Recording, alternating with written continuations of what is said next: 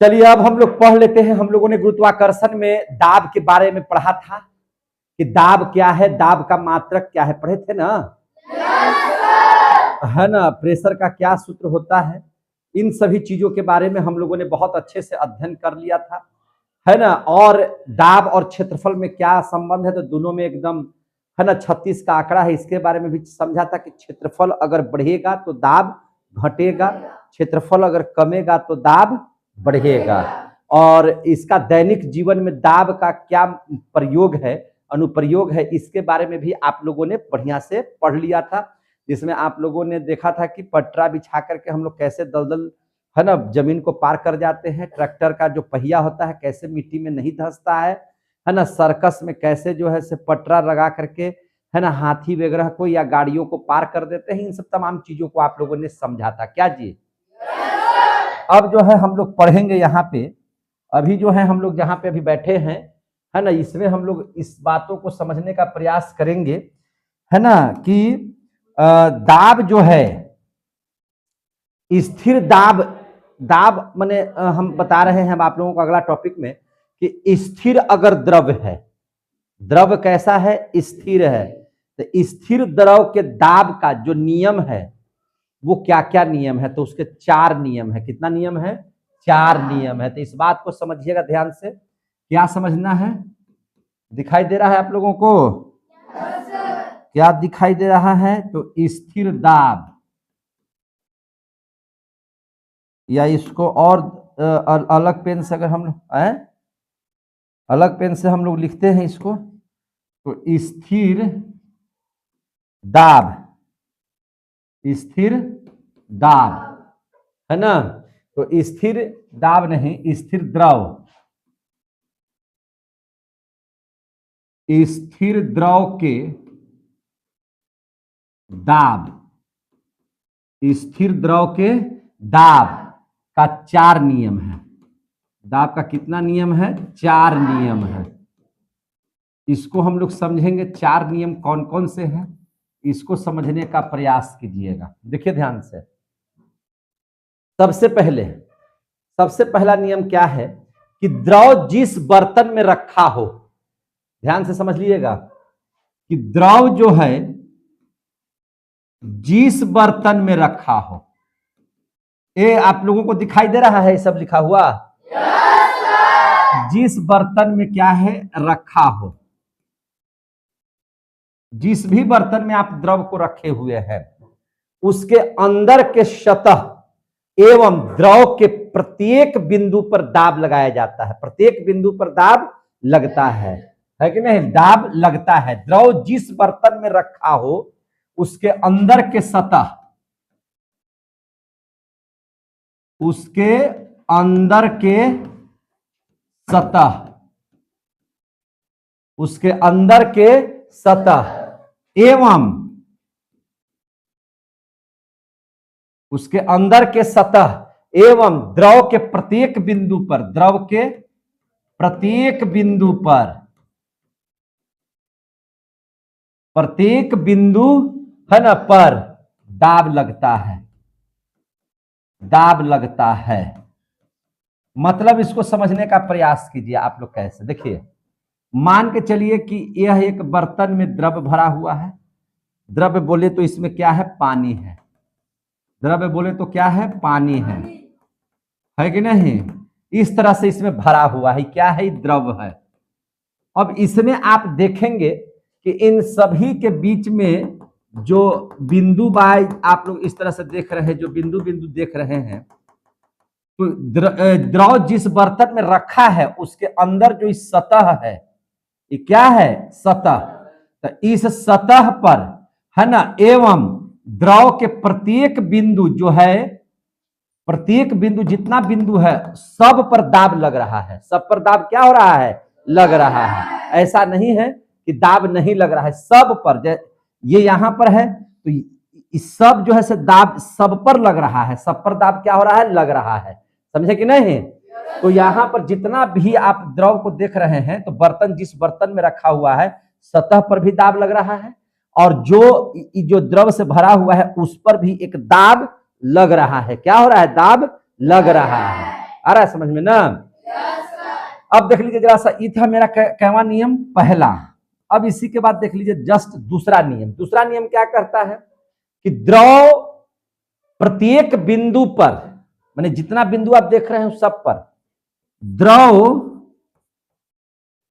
प्रत्येक बिंदु पर,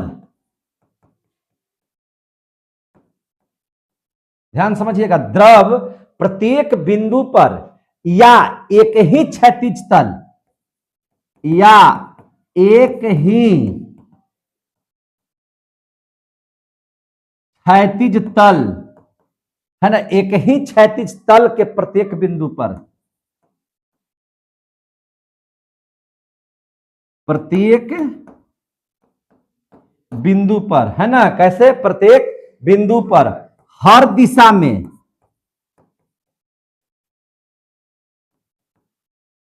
कहां पे, हर दिशा में समान दाब लगाता है, समान दाब लगाता है। मतलब समझिए, समान दाब लगाता है द्रव प्रत्येक बिंदु पर। यहां पर तो बिंदुओं की संख्या बहुत सारा है, देखिए प्रत्येक जगह बिंदु बिंदु है। आप इस बात को समझिए ना कि जैसे इसमें द्रव भरा हुआ है, इसमें द्रव भरा हुआ है, देख रहे हैं, तो इसमें जो द्रव भरा हुआ है, तो इसमें को हम द्रव को, और इसमें जो है से प्रत्येक बिंदु पर, तो निश्चित है कि यहां पर प्रत्येक बिंदु होगा ऐसे, ये सब क्या है, बिंदु हैं, ये सब क्या है, बिंदु हैं। तो इसमें जो है कहता है कि द्रव प्रत्येक बिंदु पर या एक ही क्षैतिज तल के प्रत्येक बिंदु पर। तो एक ही क्षैतिज तल के प्रत्येक बिंदु का मतलब क्या हो गया, जैसे ये बिंदु यहां पर है, तो इस बिंदु को, इधर भी बिंदु है, इसके सीधे बिंदु है, तो यहां से जो लाइन बन गया, क्षैतिज रेखा बन गया।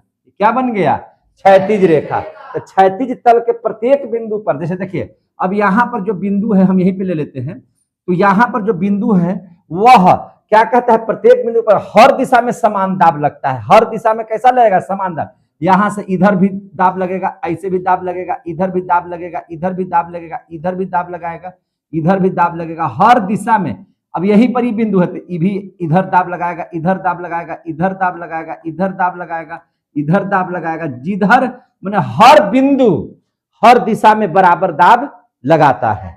समझे कि नहीं? तो ये दाब जो लग रहा है, तो इस चीज को समझने की जरूरत है। अब तीसरा नियम ये क्या कहता है, देखिए ध्यान से। तो तीसरा नियम है कि दाब द्रव के घनत्व के समानुपाती होता है। दाब जो होता है, दाब क्या होता है, द्रव के घनत्व के, द्रव के घनत्व के, घनत्व के क्या होता है, समानुपाती होता है, समानुपाती होता है। द्रव जो है, दाब जो है वह क्या होता है, तो दाब जो है, एक मिनट, इससे पहले एक और नियम लिख लेना था, रुक जाइए, इसको भी हम लिख देंगे, लेकिन इसका एक और नियम हम लिख देते हैं, तीसरा नियम। देखिए देखिए, दाब जो है, ध्यान समझिएगा, दाब द्रव में गहराई का समानुपाती होता है। दाब द्रव में गहराई का समानुपाती होता है। समझिए इस बात को, समानुपाती होता है। देखिए अब मान के चलिए यहां पर बहुत बड़ा पात्र हो, यहां पर क्या हो, बहुत बड़ा पात्र हो, और इसमें पानी भरा हुआ है, ठीक है, इसमें मुनिया को डुबाए हम, इसमें मुनिया को क्या किए, डुबा दिए, यहां पे है, मुनिया को और डुबाओ, अब यहां पे डुबाओ इसको, देख रहे हैं ना। तो अब बताइए, यहां पर अगर यहां तक है, तो यहां पर जो दाब बढ़ेगा, तो जल इतना ही दूर तक है, अगर है तो दाब इतना लगेगा, और जब नीचे ले जाएंगे तो पूरा जल का दाब यहां लगेगा। तो अब बताइए, गहराई में दाब ज्यादा लग रहा है कि थोड़ा सा ऊंचा है उसमें दाब ज्यादा लग रहा है? जितना गहरा नीचे गया तो जल का दाब उतना ही ज्यादा लग रहा है कि नहीं लग रहा है? तो यही कहता है कि दाब जो है द्रव में गहराई का समानुपाती होता है। जैसे जैसे आप नीचे जाइएगा, है ना, जैसे जैसे आप गहराई में जाइएगा, नदी में, तालाब में, कुआं में, तो जल का दाब यानी कि द्रव का दाब ज्यादा लगेगा, द्रव का दाब क्या होगा, ज्यादा लगेगा। क्लियर हो गए? तो ये हो गया। और तब चौथा इस नियम को समझ जाइएगा एक के लाइन में, है ना, कि दाब जो है, दाब है ना, द्रव के घनत्व के समानुपाती होता है। द्रव के घनत्व के समानुपाती होता है। एक चीज और समझिए, समानुपाती होता है।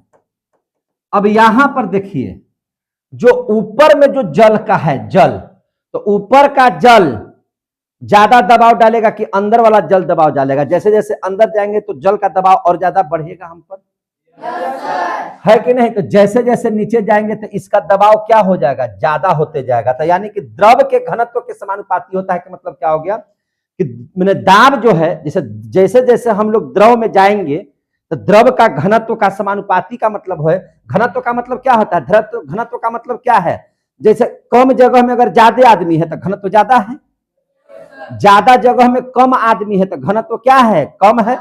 गांव का घनत्व क्या होता है, जनसंख्या घनत्व क्या होता है, कम होता है। शहर का जनसंख्या घनत्व क्या होता है, ज्यादा होता है। मतलब कम जगह में ज्यादा ठूस आ जाना, समझे कि नहीं? तो द्रव का जो घनत्व होगा, जैसे जैसे बढ़ेगा वैसे वैसे आपका दाब क्या होते जाएगा, बढ़ते जाएगा। दाब क्या होते जाएगा, बढ़ते जाएगा। क्लियर हो गए? अब हम लोग देख लेते हैं पास्कल का नियम जरा सा। क्या देख लेते हैं, पास्कल का नियम। अब हम लोग देख लेते हैं पास्कल का नियम। पास्कल का नियम देख लीजिए, ब्लेज पास्कल, है ना। कहता है पास्कल का नियम क्या चीज, कि बंद द्रव के, द्रव कैसा होना चाहिए, चारों तरफ से बंद होना चाहिए, है ना। क्या होना चाहिए, बंद होना चाहिए। तो बंद द्रव के किसी भी भाग पर, बंद द्रव में किसी भी भाग पर लगाए गए दाब पूरे द्रव में समान रूप से वितरित होता है। पूरे द्रव में कैसे होता है, समान रूप से वितरित हो जाता है। यही इसका नियम है। क्या कहता है, देखिए, बंद द्रव, है ना, कैसा द्रव, बंद द्रव के, है ना, बंद द्रव के किसी भी भाग पर, किसी भी भाग पर, बंद द्रव के किसी भी भाग पर लगाए गए दाब, लगाए गए दाब, है ना, किसी भी भाग पर लगाए गए दाब जो होते हैं पूरे द्रव में, पूरे द्रव में, है कि नहीं, समान रूप से वितरित हो जाता है। समान रूप से वितरित हो जाता है, वितरित, वितरित हो जाता है। देखिए, अगर आपका कोई पात्र है इस तरह से चारों तरफ से बंद है और इसमें आप अगर द्रव को भर दिए, पात्र ऐसे भी हो सकता है या पात्र जो है से आपका गोला भी हो सकता है, और इस गोलाई में भी अगर आपने क्या किया, जल को भर दिया, क्या कर दिया, जल को भर दिया। देख रहे हैं ना, तो मैंने पात्र कैसा होना चाहिए, बंद होना चाहिए। कैसा होना चाहिए, बंद। और इस पर अगर दाब लगाइएगा कहीं से भी, कहीं भी अगर दाब लगाइएगा, कहीं से भी प्रेशर दीजिएगा, तो प्रेशर जैसे ही आप दीजिएगा तो यह जो प्रेशर है समान रूप से चारों ओर फैल जाएगा। समान रूप से प्रेशर क्या हो जाएगा, चारों ओर फैल जाएगा, न कि सिर्फ एक जगह फैलेगा, न कि सिर्फ एक जगह फैलेगा, चारों तरफ जो प्रेशर लगाइएगा, प्रेशर लगाइएगा तो चारों तरफ फैलेगा। लेकिन अब आप देखिए यहां पे, अगर, है ना, अगर जो है पात्र खुला हुआ है, क्या है, खुला हुआ है, तो समझिए ध्यान से, अगर पात्र इस तरह से है, देखिए ध्यान से, पात्र अगर इस तरह से है,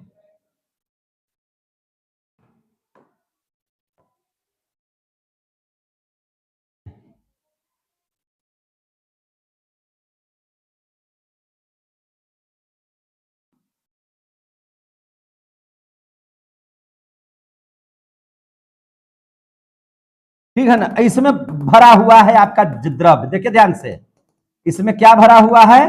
द्रव। तो द्रव जैसे ही इसमें भरा हुआ है, तो देखिए यहां पे, अब यहां पर हमने क्या किया, यहां से हम प्रेशर देने के लिए, है ना, प्रेशर देने के लिए, है ना, एक नल का प्रयोग किया और यहां से हमने प्रेशर दिया। तो जैसे ही इस पर प्रेशर दीजिएगा, इधर से जैसे ही आप प्रेशर दीजिएगा, तो जल कहां निकल करके हो जाएगा? बाहर। जल कहां निकल जाएगा? बाहर। क्योंकि आपने यहां से प्रेशर दिया तो जल क्या हो जाएगा? बाहर। तो पास्कल का नियम कहता है कि अगर बंद है पात्र और उसमें जल भरा हुआ है और प्रेशर अगर आप लगा रहे हैं, तो वह प्रेशरवा एक जगह से बाहर नहीं निकलेगा, बल्कि चारों तरफ क्या हो जाएगा? फैल जाएगा। चारों तरफ क्या हो जाएगा? फैल जाएगा। अब आ गया समझ में? अब देख लीजिए, यहां पे एक चीज हम और बता देते हैं आप लोगों को, जिसको आप लोग नोट कर लीजिएगा। क्या है? यह प्रत्येक तरल, तरल मीन्स क्या चीज? द्रव भी हो सकता है और गैस भी हो सकता है। यह नियम दोनों पर लागू है, द्रव पर भी और गैस पर भी। गैस में भी क्या होगा? तो यह प्रेशर लगाइएगा तो चारों तरफ क्या हो जाएगा? वो फैल जाएगा। क्या हो जाएगा? चारों तरफ फैल जाएगा। तो इसी में लिख दे रहे हैं कि यह प्रत्येक तरल, तरल बोले तो द्रव और गैस दोनों को हम बता रहे हैं, द्रव और गैस दोनों के बारे में, है ना। गैस के लिए, है ना, द्रव और गैस के लिए सत्य है। क्या है? सत्य है। यह नियम दोनों के लिए क्या है? सत्य है।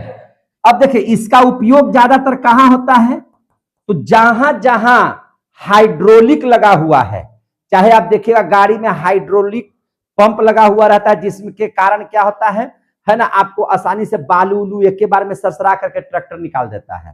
तो हाइड्रोलिक जहां भी लगा हुआ है, चाहे वह हाइड्रोलिक ब्रेक हो, हाइड्रोलिक प्रेशर हो, हाइड्रोलिक और माने क्या चीज हो सकता है? लिफ्ट हो, उन सभी जगहों में पास्कल के इस नियम का प्रयोग सत्य है। और पास्कल के नियम का प्रयोग कहां कहां होता है?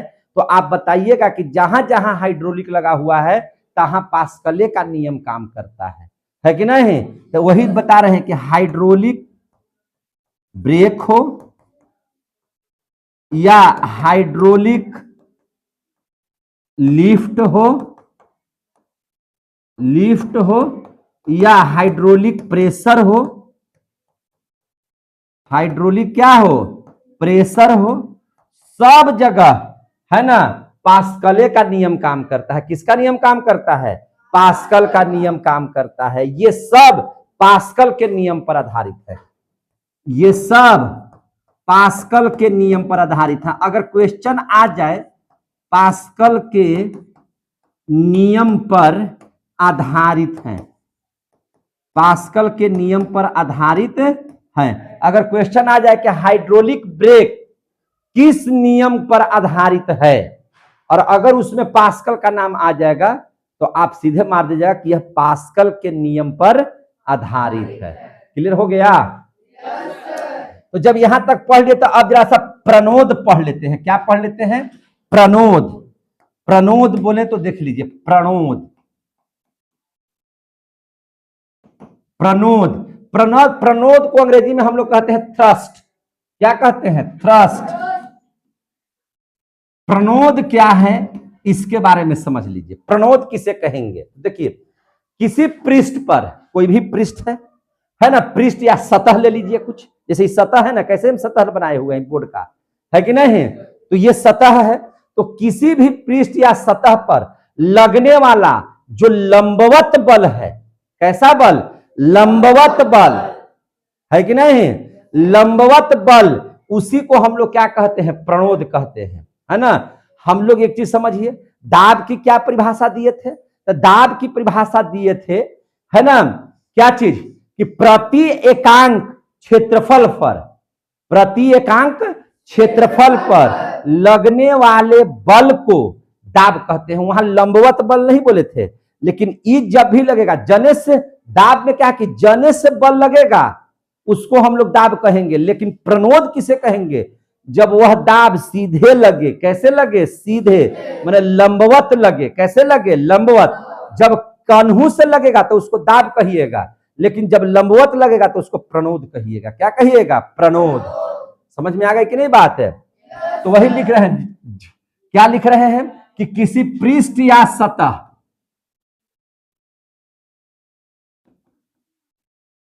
किसी पृष्ठ या सतह, इसमें ऐसा नहीं है कि कोई हमको प्रति एकांक क्षेत्रफल लेना है, क्षेत्रफल कितना हो बड़ा हो।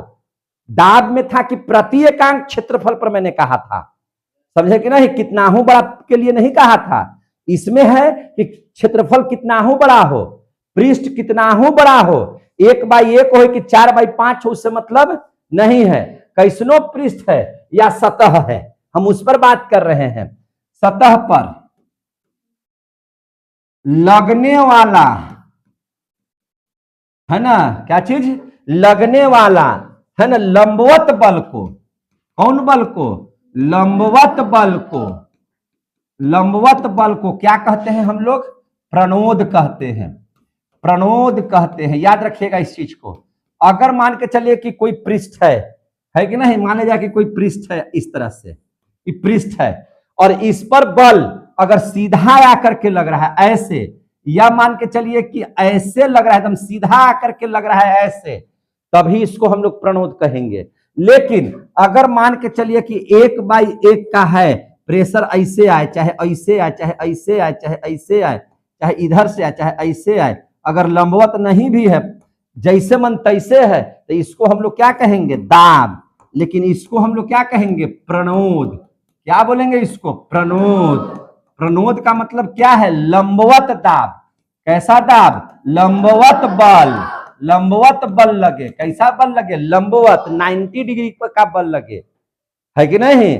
90 डिग्री का बल लगे, तब उसको हम लोग क्या कहेंगे? है ना, प्रणोद कहेंगे। क्या कहेंगे? प्रणोद। क्लियर हो गया? अब जरा सा देख लीजिए, उत्प्लावकता और उत्प्लावन बल, इन दोनों को समझ लीजिए। क्या समझ लीजिएगा? उत्प्लावकता, उत्प्लावकता किसे कहेंगे? और एक देखिए उत्प्लावन बल किसे कहेंगे? उत्प्लावन बल किसे कहेंगे? देखिए आपको हम समझा दे रहे, समझिएगा।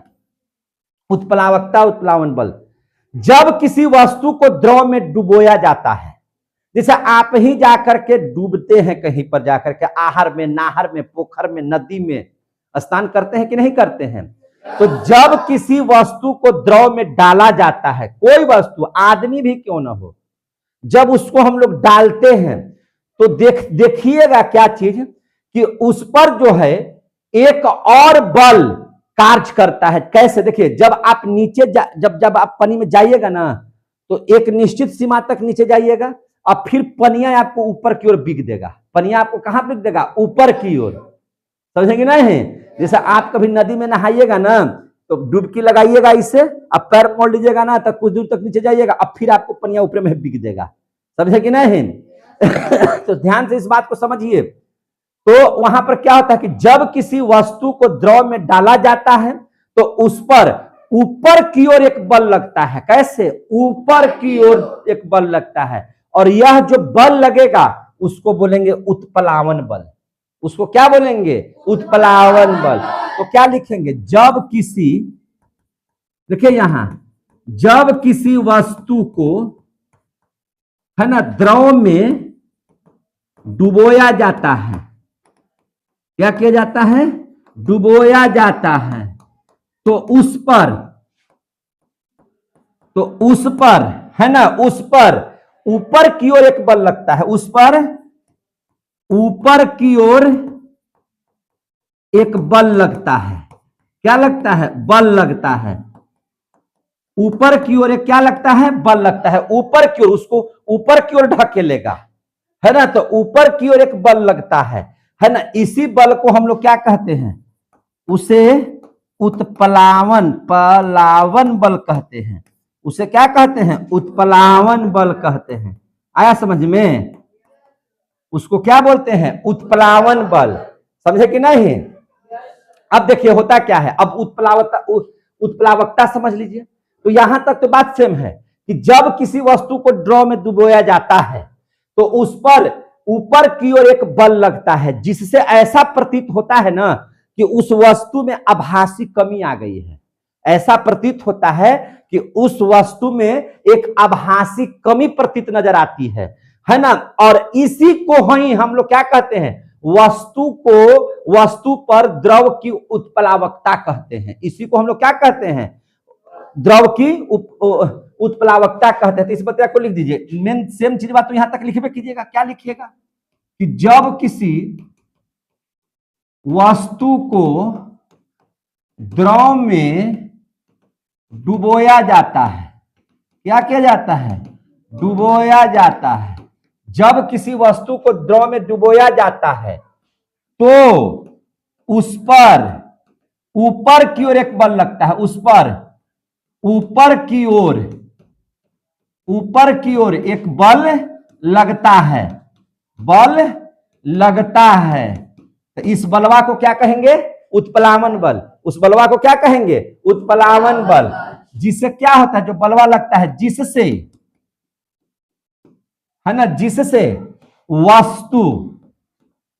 जो वस्तु है ना, उसके भार में आभासी कमी प्रतीत होती है। जिससे, है ना, वस्तु के भार में आभासी कमी प्रतीत होता है। आभासी कमी क्या होता है, प्रतीत होता है। आभासी कमी प्रतीत होगा। आप जब अंदर में जाइएगा, ऊपर में फेंकेगा ना, तो लगेगा कि वजन क्या हो गया, कम हो गया। वजन क्या हो गया, कम हो गया। समझे कि नहीं। अगर भरल बाटी है, आप अगर हवा में खींचिएगा तो बहुत भार पड़ेगा, लेकिन पनिये के अंदर में भरल बाटिया को खींचिएगा ना तो भार आपको नहीं पड़ेगा। समझे कि नहीं। लगेगा कि उसमें कमी हो गई, उसके वजन में क्या हो गई, कमी हो गई। इसी को हम लोग क्या कहते हैं, वस्तु पर द्रव की उत्प्लावकता कहते हैं। इसी को वस्तु, है ना, इसी को हम लोग क्या बोलते हैं, वस्तु पर द्रव का उत्प्लावकता कहते हैं। उत्प्लावकता कहते हैं। समझ में आ गई बात। अब उत्प्लावकता कहते हैं। समझ में आ गई बात। इसी को हम लोग क्या कहते हैं, वस्तु की उत्प्लावकता। यानी कि वह उसको डूबने नहीं दे रहा है। क्या कर रहा है, डूबने नहीं दे रहा है। समझ में आ गई बात। और तब जो है से आर्किमिडीज का सिद्धांत आया है। क्या चीज आया है, आर्किमिडीज का सिद्धांत। आर्किमिडीज का सिद्धांत। तो आर्किमिडीज का सिद्धांत क्या कहता है, जरा सा समझ लीजिए। आर्किमिडीज का सिद्धांत क्या कहता है, तो इसको समझ लीजिए, है ना। जब किसी वस्तु को द्रव में अंशतः या पूर्णतः, अंशतः के मतलब थोड़ा सा या खूब कस के, है ना, द्रव में डुबाया जाता है तो उसके भार में एक आभासी कमी आती है। यह आभासी कमी भार उसके द्वारा हटाए गए द्रव के भार के बराबर होता है। समझे कि नहीं। यह था आर्किमिडीज का सिद्धांत। कहने का मतलब क्या है कि कोई वस्तु हो, जैसे हुआ था क्या चीज, आर्किमिडीज के साथ एक बहुत अच्छी कहानी हम आपको बता रहे हैं। एक राजा था। क्या था, एक राजा। समझे कि नहीं। तो एक राजा था, तो एक राजा एक सोनार के पास मुकुट बनवाया, सोना का। क्या चीज बनवाया, सोना का मुकुट बनवाया। सोना का क्या बनवाया, मुकुट। लेकिन सोनरवा बड़ी तेज था। उसने क्या कहा, तो जानता था कि शुद्ध सोना का आभूषण बनाया जा सकता है, कभी नहीं बनाया जा सकता, क्योंकि वह किस अवस्था में होगा, द्रवित अवस्था में होगा। आभूषण बनाने के लिए उसमें कुछ ना कुछ मिलाना पड़ेगा, चाहे चांदी मिला दे या तांबा मिला दे या जस्ता मिला दे, कुछ ना कुछ तो मिलाना पड़ेगा ना। पढ़ाए हैं ना आप लोगों को। तो वो सोनार ने क्या किया कि बहुत हद तक सोनवा को रख लिया और उसमें ज्यादातर तंबे और जिंकवा को मिला दिया। समझे कि नहीं, तांबा और चांदी मिला दिया। राजा को मुकुट जाकर के बना दिया। राजा को इस बात का पता चल गया कि अरे लगता है कि सोनरवा जो है से कुछ ना कुछ जो है घोटाला कर गया, ज्यादा दूसरे चीज मिला दिया है, सोनवा कम दिया है कि नहीं। राजा ने एक ऐलान किया। राजा ने क्या किया, एक ऐलान किया। क्या ऐलान किया कि कौन ऐसे मेरे राज्य में आदमी है जो बता सकता है कि इस सोना में कितना मिलावट किया गया है। हम तो बोले थे कि ज्यादा सोना का मुकुट बना दो मेरा, है ना। सोना हम दिए थे उसको, लेकिन सोनरवा क्या किया है, सोना इसमें से चुरा लिया है कि नहीं। और कितना तांबा या जो भी मिलाया है वो अदर सोना के जगह पर, कौन ऐसा व्यक्ति है जो हमको बता सकता है? अब ये बात का प्रचार हो गया, ये बात का प्रचार हो गया तो लोग अब समझ ही नहीं पा रहे थे कि कैसे भाई हम लोग बताएंगे, है ना, कि कितना सोना उस हटा लिया और कितना जो है उसमें अदर चीज मिला लिया। इसी बात की चर्चा हो रही थी और आर्किमिडीज जो थे बौराहा थे, पगला थे, है कि नहीं? ऐसे भी वैज्ञानिक पागले होता है आधा से ज्यादा, है कि नहीं? और जब लोग आपको भी पागल कहना शुरू कर दे तो समझ लीजिए कि आप जरूर कुछ गहन अध्ययन कर रहे हैं, समझे कि नहीं? तो जब जैसे आप बहुत ज्यादा पढ़िएगा तो लोग आपको पागल कहना शुरू हो जाएगा, है ना। अटपटा टाइप के रहिएगा तो लोग आपको कहेगा कि पागल है। तो बस आर्किमिडीज एकदम सोच में पड़े हुए थे, और सोच में पड़े थे तो खीस में क्या किए कि नहा रहे थे एक दिन, तो नहा रहे थे तो एक तो बड़का टब ले लिए। एक क्या ले लिए? बड़का टब, समझे कि नहीं समझे? क्या ले लिए? एक टब। इस टबवा में क्या भरा हुआ था? पूरा पानी भरा हुआ था। इस टबवा में क्या भरा हुआ था? पानी। और इसके नीचे एक पात्र लगा हुआ था ऐसे, और इसी में क्या रखा हुआ था? टब। और टब में क्या था? पानी रखा हुआ था। बस आर्किमिडीज आए और फचाक से इस पर मारे और एकदम जा करके यहाँ पर, है ना, ऐसे कर करके लेट गए और सो गए, है ना। क्या किए आर्किमिडीज? क्या किए? सो गए, समझे कि नहीं? जाकर के उसमें डूब गए। तो डूबे तो देखे क्या चीज कि हम जैसे ही इसमें आए हैं तो पानी जो है सब निकल करके इसमें जमा हो रहा है, इसमें जमा हो रहा है। तो उनको बड़ा ये लगा, आश्चर्य लगा। नंगे नहाइए रहे थे इसमें, है कि नहीं? कैसे नहा रहे थे? नंगे नहा रहे थे। तो यहाँ जितना कूदे ना तो पनिया छलाक से यहाँ निकल करके यहाँ जमा हो गया। ये जो है कुछ देरी के बाद उठे और चिल्लाने लगे, हम बताएंगे, हम बताएंगे, है ना, कि कितना सोना जो है से, है ना, हटाया हुआ है और कितना मिलाया हुआ है। ये खुशी में पागल हो गए। ये खुशी में क्या हो गए? पागल हो गए, है ना। इन्होंने कहा कि हम जितना भारी हैं उतना ही पानी, हम जितना घनत्व लिए हैं, हम जितना इसको छेके हैं जगह, उतना ही पानी यहां पर गिरा हुआ है। उन्होंने नाप लिया कि इसमें कितना पानी आया, तो देखे कि हम जितना में थे, जितना घनत्व मेरा था, उतना ही पानी इस पात्र में क्या है? जमा है। मतलब ये हो गया कि मेरा जितना भार है उतना ही पानी इधर आया हुआ है, यानी कि पानी का भार भी उतना ही है जितना हमारा भार है। अब आया समझ में? मिल गया। एकदम पूरा कूदने लगे, पूरा कूद कूद के मैंने एकदम राजा के पास गए कि हम बता देंगे, हम बता देंगे। इनको पता नहीं था कि हम लंगते हैं, है कि नहीं? खुशी में पागल होकर के ऐसे चला जा रहे हैं, राजा साहब हम बताएंगे, हम बताएंगे, हम बताएंगे, है कि नहीं? राजा के दरबार में क्या हो गए? चले गए। राजा के दरबार में चले गए। राजा देख करके शर्मिंदा हो गए। पहले इसको पहनाओ भैया, ये एकदम लंगते आ गया। ये कौन आदमी है? तो जी मेरा नाम आर्किमिडीज है। क्या नाम है मेरा? आर्किमिडीज है। उसको बहुत बढ़िया से कपड़ा लता पहनाया गया। कपड़ा लता पहनाने के बाद कहा गया कि अच्छा अब तुम बताओ। तो बोले थे कितना सोना दिए थे? तो राजा बोला 1 केजी। कितना दिए थे? 1 केजी। हमको दीजिए 1 केजी, 1 केजी हमको दीजिए, हमको दीजिए। तो 1 केजी ले लिए। बोले कि अब बताते हैं आपको। पानी वैसे ले आए। अब देखिए सोना का घनत्व ज्यादा होता है किसकी तुलना में? तांबा और जिंक की तुलना में, है कि नहीं? ज्यादा होता है। उन्होंने क्या किया? अब देखिए अब क्या किया कि यहाँ पे बर्तन रखा हुआ था, इसमें पानी था भरा हुआ पूरा एकदम लबालब। 1 किलो सोना को इसमें डाल दिए। 1 किलो सोना को क्या किए? डाल दिए।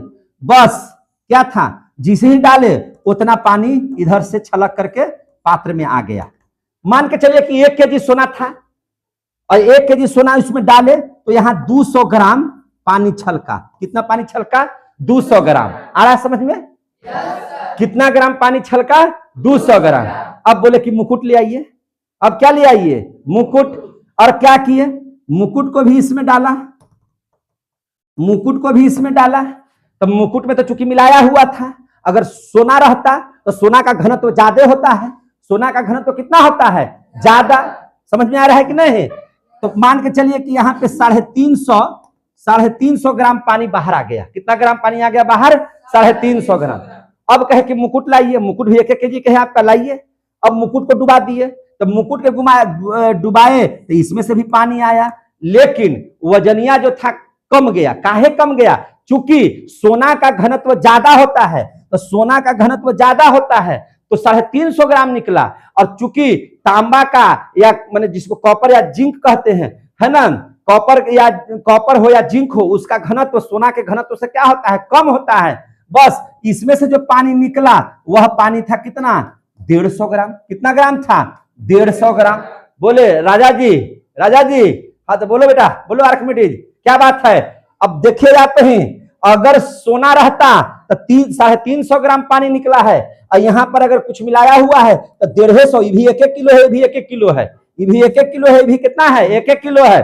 तो एकरा में देखिए 350 में से 150 घटा लीजिए, 350 में से 150 घटा लिया, है ना, 3 में से 200 ग्राम जो है से अदर चीज मिला दिया है। क्या मिला दिया है, अदर चीज। ये जो तांबा मिलाया है ना और जस्ता, ये 200 ग्राम मिलाया है। राजा जी पकड़ के ले आए, आओ आओ आओ सोनार, इधर आओ, इधर आओ, इधर आओ। तू धरा गया, बताओ सही सही। तो जी सर, ये आर्किमिडीजवा हमको पकड़वा दिया, इस सही बता रहा है, हम इतना ही मिलाए थे हुजूर, है कि नहीं। और उसके बाद राजा ने आर्किमिडीज को कहा कि तुमने जो ये नियम दिया है सत्य है,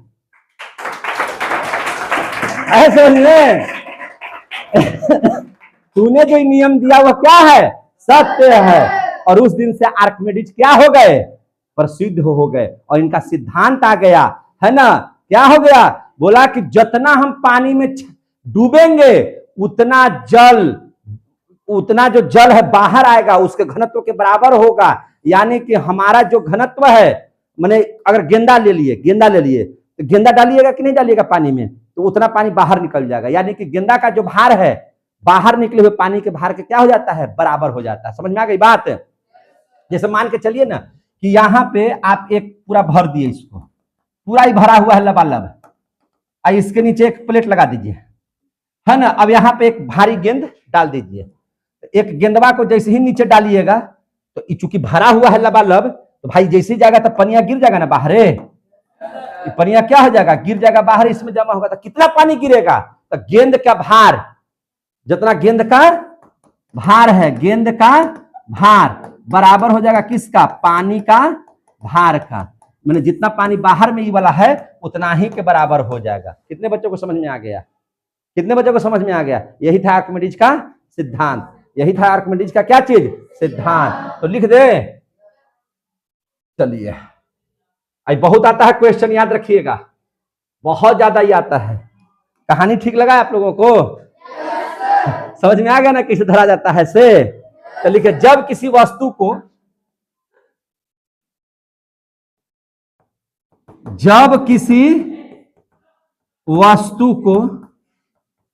है ना, ध्यान समझे, जब किसी वस्तु को द्रव में अंशतः या पूर्णतः, अंशतः या पूर्णतः द्रव में डुबाया जाता है, द्रव में डुबाया जाता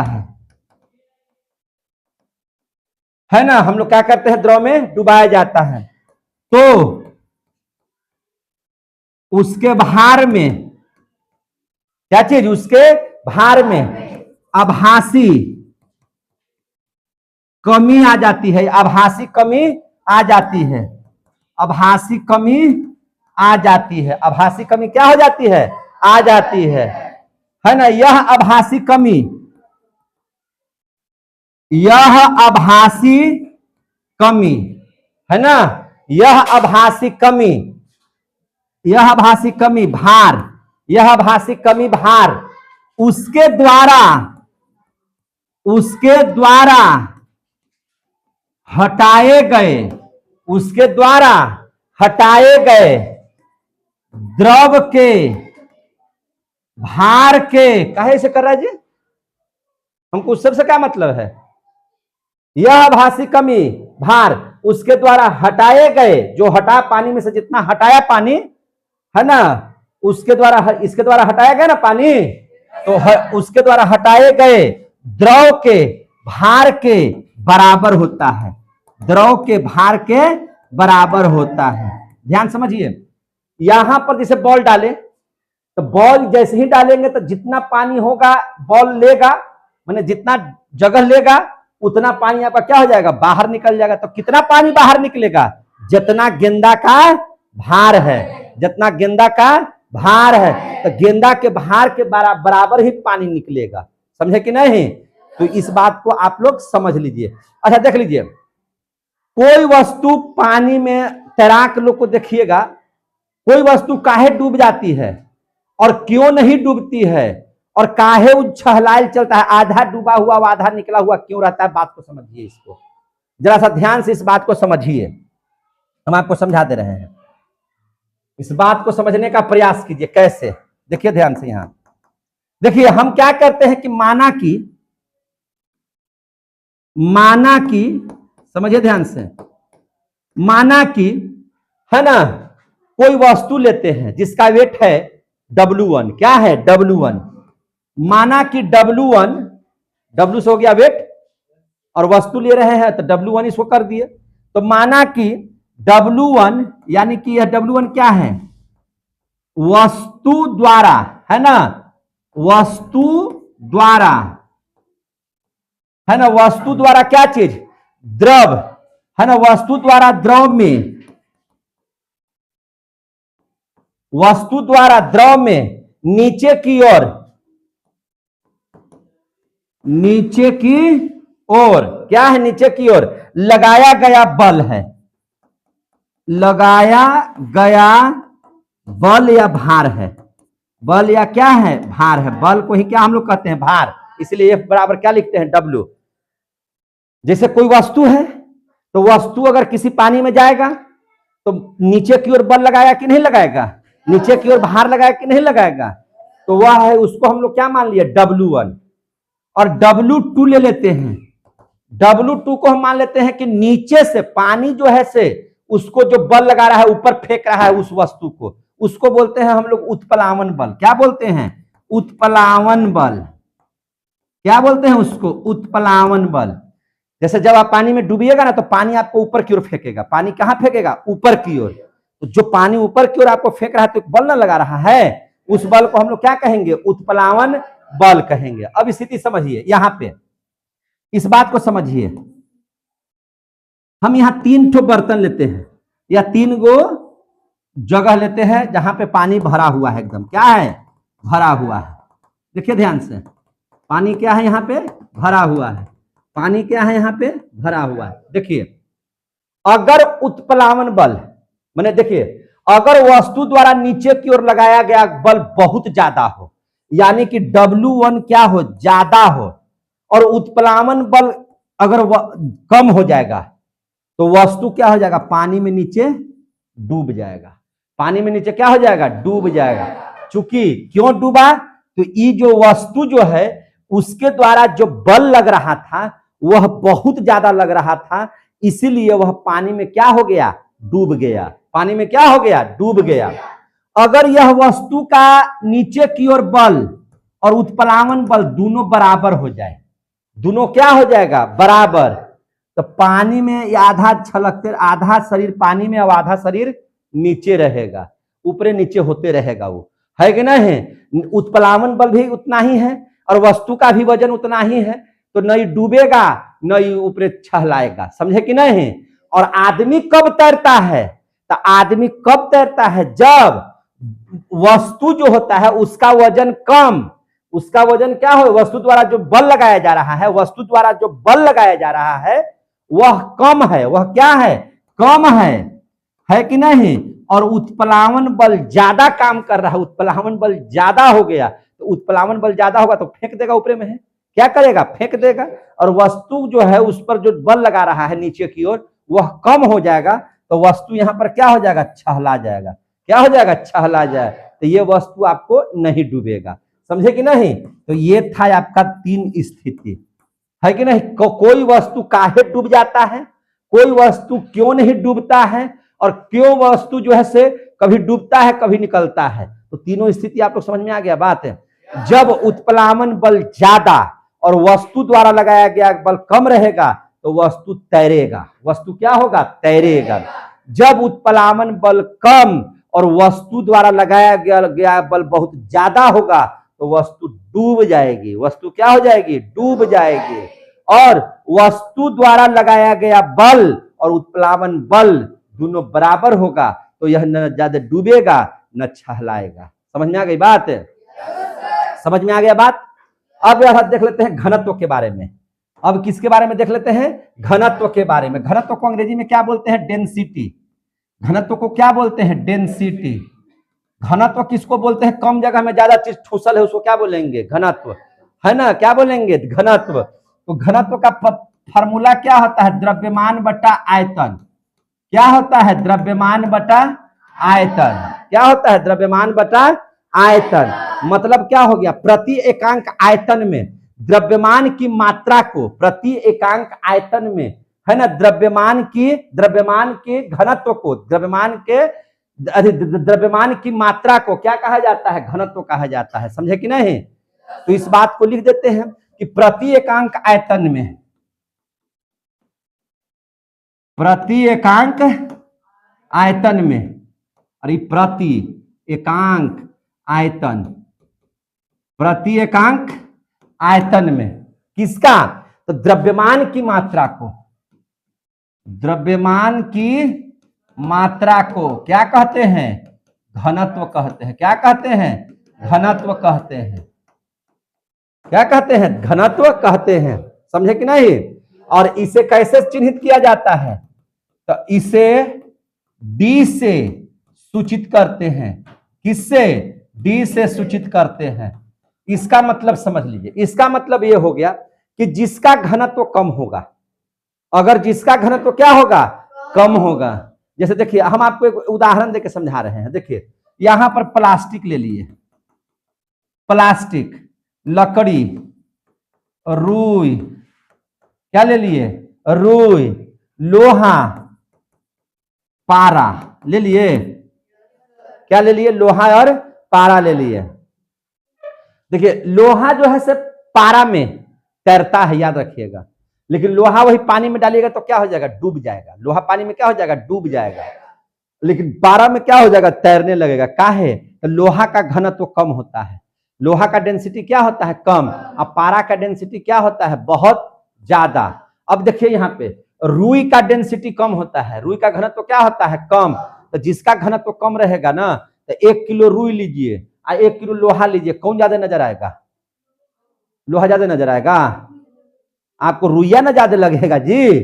1 किलो रुई लीजिएगा तो इतना सारा हो जाएगा। 1 किलो लोहा लीजिए ना तो बटखारा इतना 1 किलो के इतना ही सुन रहता है कि नहीं रहता है?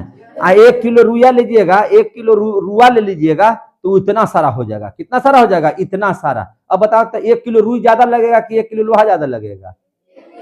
1 किलो रुई। तो दोनों का तो वजन सेम है, तो वो ज्यादा काहे लग रहा है?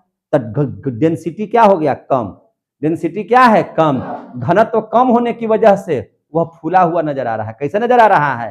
फूला हुआ। तो इसी बात को हम बता रहे हैं, है ना, कि जिसका घनत्व कम होगा, जिसका घनत्व कम होगा, जिसका घनत्व कम होगा, याद रखिएगा, जिसका घनत्व कम होगा वह ज्यादा फूला हुआ रहेगा, वह ज्यादा फूला हुआ रहेगा, फूला हुआ रहेगा।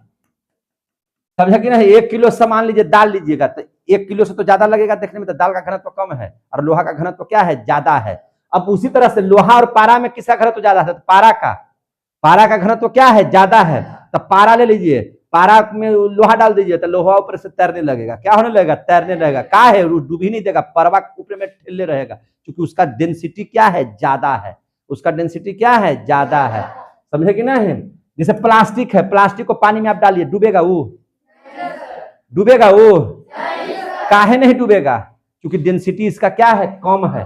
क्या है? इसका डेंसिटी कम है। लकड़ी का तख्ता है, डाल दीजिए, लकड़ी का तख्ता डाल दीजिए, नहीं डूबेगा पानी में। काहे नहीं डूबेगा? उसका डेंसिटी क्या हो गया? कम हो गया, क्योंकि क्षेत्रफल उसका क्या हो गया? बढ़ गया। क्षेत्रफल क्या हो गया? बढ़ गया। हमने कहा है घनत्व को क्या चीज, कि कम में ज्यादा ठूस आ जाए, कम में ज्यादा ठूस आ जाए।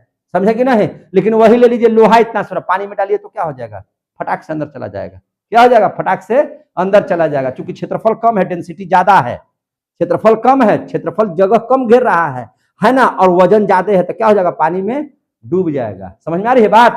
किसी चीज का वजन ज्यादा काहे है? तो ठूस ठूस के भरल है, इसीलिए वह उसका जो वजन क्या है? ज्यादा है।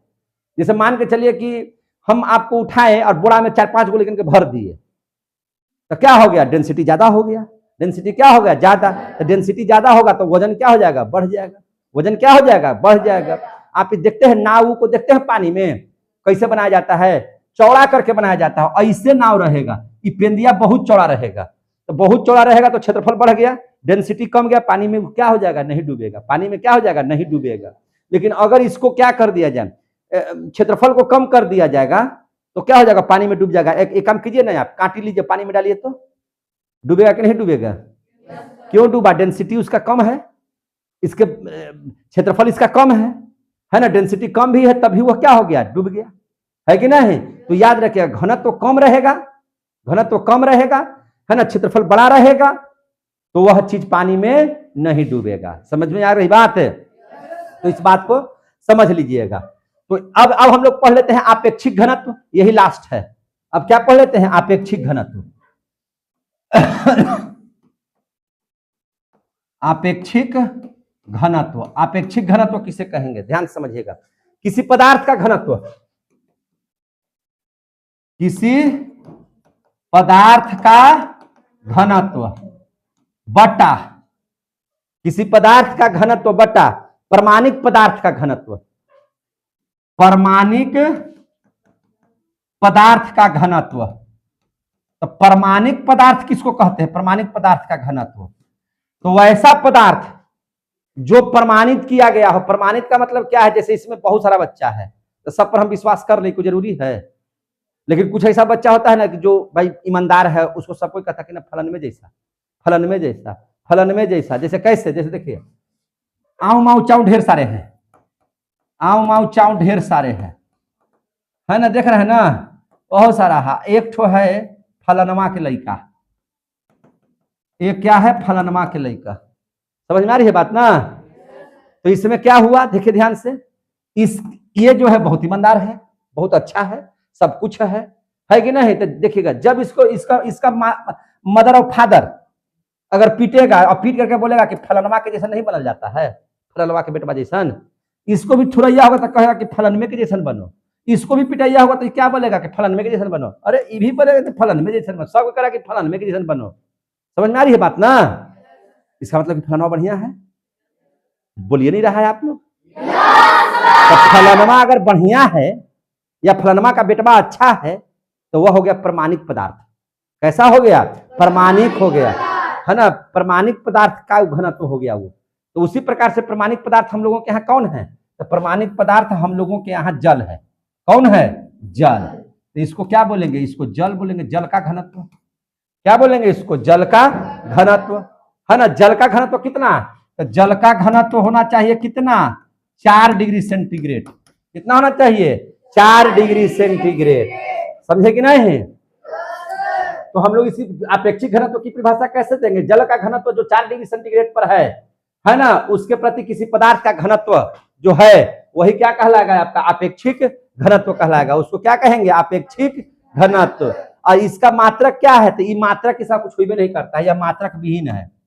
यह क्या है, मात्रक विहीन है।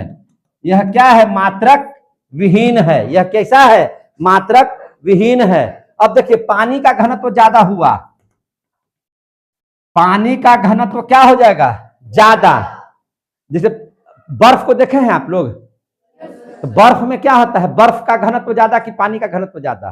तो पानी का घनत्व ज्यादा होगा, बर्फ का घनत्व क्या हो जाएगा, कम होगा, जिसकी वजह से बर्फ क्या होता है, पानी पर तैरता रहता है। पानी पर क्या रहता है, तैरता। कभी देखे हैं, कभी देखे हैं तो बताइए। तो वह पानियों पर पूर्ण रूपेण नहीं तैरता है। कोई पूछेगा कि बर्फ जो है सब पानी में कितना डूबा हुआ रहता है और कितना बाहर रहता है, समझेंगे नहीं। हम लोग कह देते हैं कि बर्फ जो है पानी पर तैरता है, नहीं, उचित बात नहीं है ये। बर्फ पानी पर पूर्ण रूपेण नहीं तैरता है, याद रखिएगा।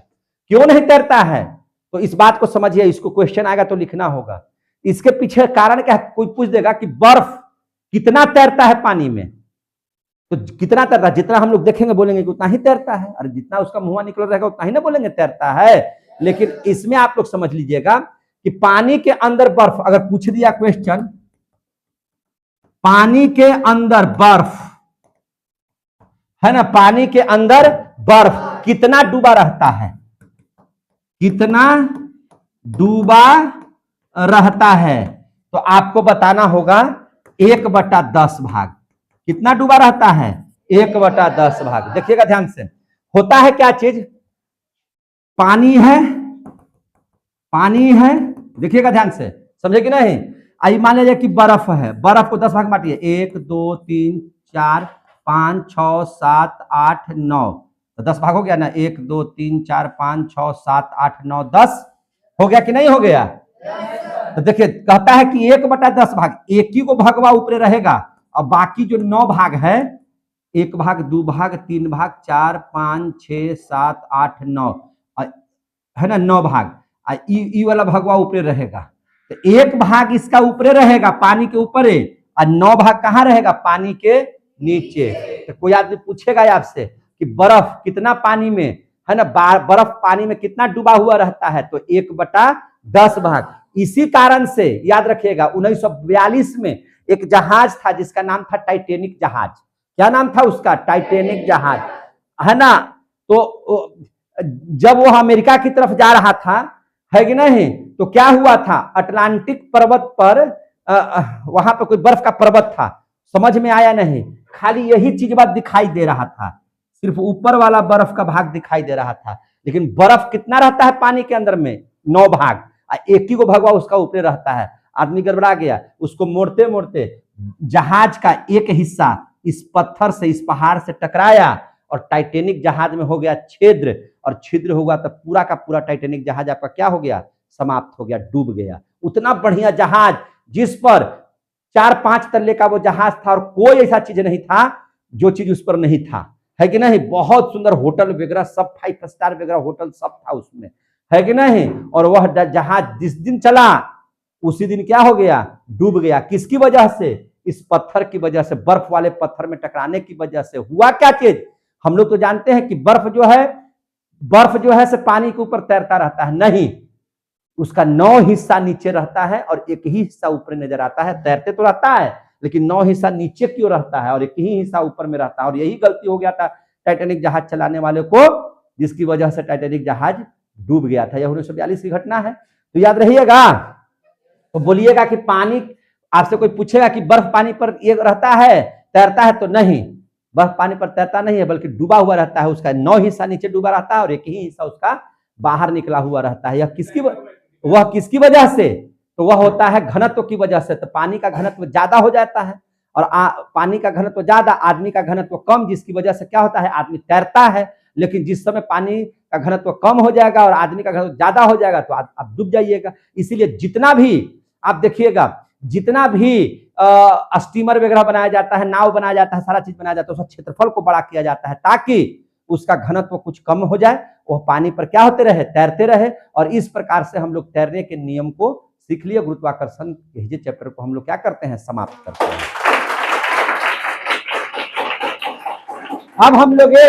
अब हम लोग अगले चैप्टर में मिलेंगे जिसका नाम है कार्य शक्ति, कार्य ऊर्जा और शक्ति, कार्य ऊर्जा और शक्ति। तब तक के लिए बहुत बहुत सबको जय हिंद, जय भारत।